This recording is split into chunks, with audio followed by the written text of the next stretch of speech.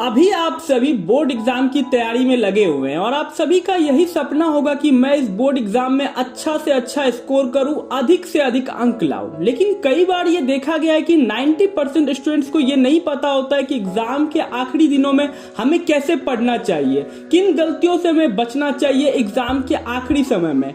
Students मेहनत तो बहुत करते हैं एग्जाम के आखिरी समय में, 8-8 घंटे रोज पढ़ते हैं, लेकिन उन्हें ये नहीं पता होता है कि हमें किस वे में पढ़ना चाहिए, किस तरीके से पढ़ना चाहिए। श्री कृष्ण गीता में कहते हैं अगर आपकी मेहनत अच्छी है लेकिन आपकी दिशा गलत है तो कोई लाभ नहीं होगा मेहनत का। इसलिए आपको मेहनत सही दिशा में करनी है। तो आज मैं आपको बताऊंगा कि एग्जाम के आखिरी दिनों में आपको वो कौन कौन सी गलतियां नहीं करनी है और आप मैच करना जो गलती मैं बताऊंगा कि आप वो गलती कर रहे हो नहीं कर रहे हो। तो आइए शुरू करते हैं वीडियो को।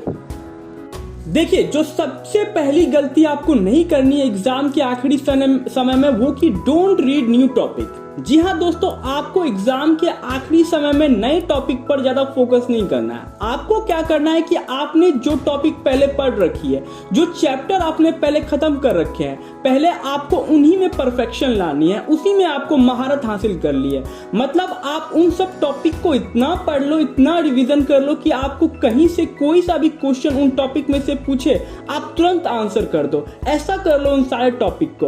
उसके बाद आपको जाना है नए टॉपिक पर। एक बार आप अपने पुराने टॉपिक्स को पूरा अच्छे से पढ़ लो, फिर जाओ आप न्यू टॉपिक पर। उससे ये होगा कि आपको कुछ तो कॉन्फिडेंस मिलेगा। आप बोलोगे मुझे कुछ तो आता है। नहीं तो बहुत सारा पढ़ने के चक्कर में ना तो आप आगे का सही ढंग से पढ़ पाओगे, ना ही तो पीछे का सही ढंग से पढ़ पाओगे। अगली बात, आपको प्रीवियस ईयर के पेपर को जरूर सॉल्व करना है एग्जाम के आखिरी दिनों में। देखिए, मैंने बहुत सारे वीडियो में ये बात बोली है कि प्रीवियस ईयर का जो पेपर है वो आपके लिए ट्रम्प कार्ड साबित हो सकती है एग्जाम में, क्योंकि बोर्ड जो होता है जब भी क्वेश्चन पेपर सेट करता है तो हर साल अपने क्वेश्चन पेपर पैटर्न में बहुत ज्यादा बदलाव नहीं करता है। क्वेश्चन के लेवल वही रखता है और क्वेश्चन प्रीवियस ईयर पेपर के अकॉर्डिंग ही सेट करता है। इसलिए आप एटलीस्ट 5 साल वाले प्रीवियस ईयर पेपर को सॉल्व करें।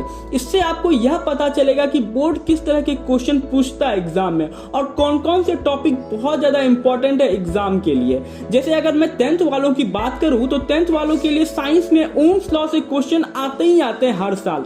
आप पिछले 5 साल के पेपर उठा करके देख लेना, आपको ओम्स लॉ से क्वेश्चन मिलेंगे ही मिलेंगे। इसलिए आप प्रीवियस ईयर के पेपर को जरूर सॉल्व करना। जो तीसरी बात, अब आपको सेल्फ स्टडी पे बहुत ज्यादा फोकस करना है। आपके टीचर को आपको जितना पढ़ाना था पढ़ा दिया। अब आप जितना ज्यादा सेल्फ स्टडी करोगे आपकी तैयारी उतनी अच्छी होगी।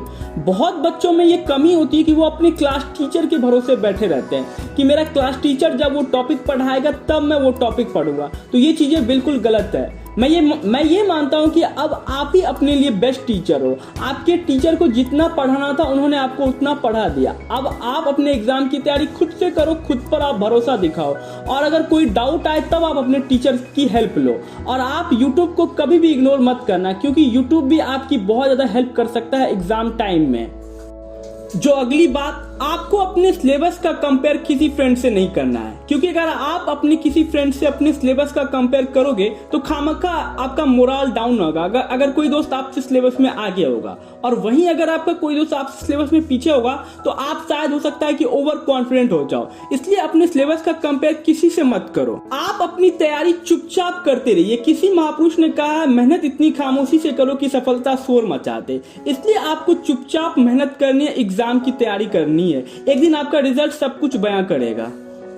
जो लास्ट चीज है, आपको एग्जाम टाइम में 2 चीजों से दूरी बनानी है। एक अपने फ्रेंड से और दूसरा मोबाइल फोन में फेसबुक, इंस्टा और गेम से। देखिए, सबसे पहले अगर मैं दोस्तों की बात करूं तो जो पढ़ने वाले दोस्त होते हैं वो तो ठीक है, वो तो आपको एग्जाम टाइम में ज्यादा तंग नहीं करेंगे, उनको भी पढ़ने से ही मतलब होगा। लेकिन जिनको पढ़ाई से ज्यादा मतलब नहीं होता है तो वो दोस्त आपके लिए घातक है। इस वक्त आपको वैसे दोस्तों से दूरी बनानी है, ना तो वो खुद पढ़ेंगे ना ही आपको पढ़ने देंगे। और दूसरी चीज, आपको मोबाइल फोन में इंस्टा, फेसबुक को अनइंस्टॉल मार देना है एग्जाम तक, क्योंकि जब भी हम इंस्टा, फेसबुक ओपन करते हैं तो ओपन तो हम 10 मिनट के लिए करते हैं, लेकिन कब इसमें 1 घंटा निकल जाता है हमें खुद पता नहीं चलता है। इसलिए ये सब चीजें आपको दूर रखना है एग्जाम टाइम में आपको।